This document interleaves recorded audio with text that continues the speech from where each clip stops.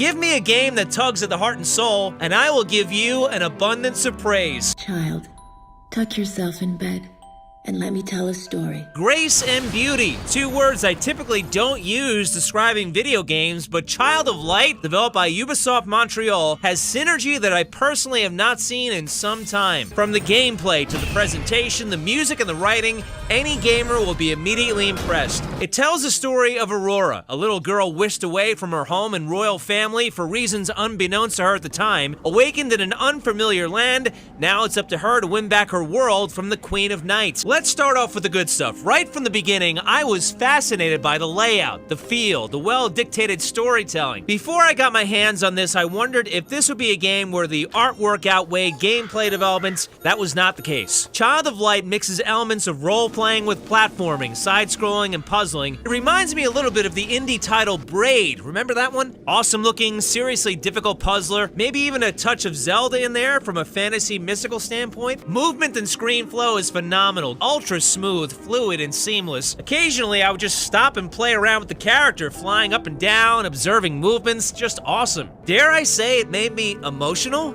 Maybe the music?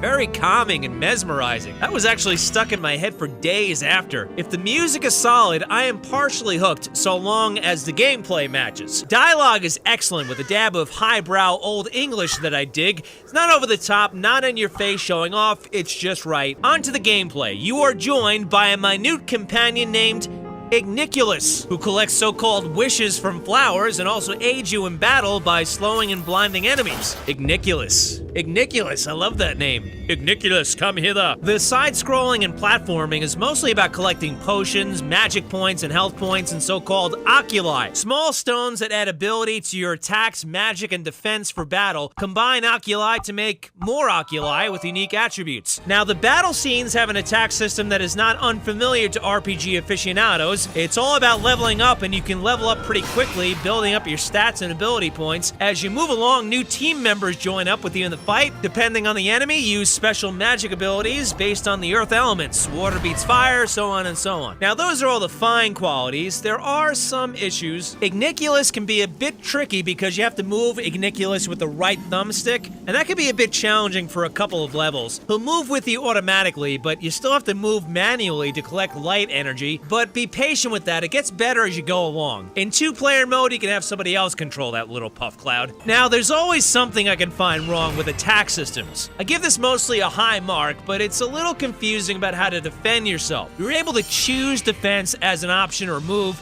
but countering and dodging are mostly not in your control. I am more of a fan of being in control of some of that. You can use Igniculus to distract enemies and blind them, but I honestly don't know if it even works. By the time this review is out, I'm sure I'll figure out what's going on here, some sort of fighting method, but the less control that I have, the more frustrating the attack scene can be. Also, going back to the leveling up, it happens fairly rapidly, which I wish was a little more deliberate and difficult because it's a game that I'd rather savor in normal mode. All that said, those are minor problems, nothing major, and let me note, they are subjective issues that you may or may not experience. Child of Light delivers superior presentation with elegant artwork, coupled with polished gameplay like a living, breathing pop-up book. Yet it's for kids and adults alike. I like to sometimes talk about what I call gaming's walk-in-the-room factor. Like, what are the chances somebody like a mom or dad or an adult walk in on their kid gaming and freak out about what they're playing? Parents, do not fret. It's an outstanding, clean game that, frankly,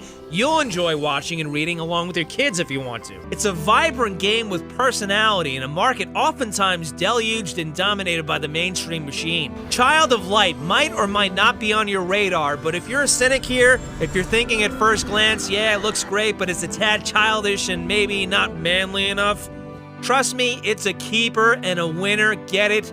Do not pass it by.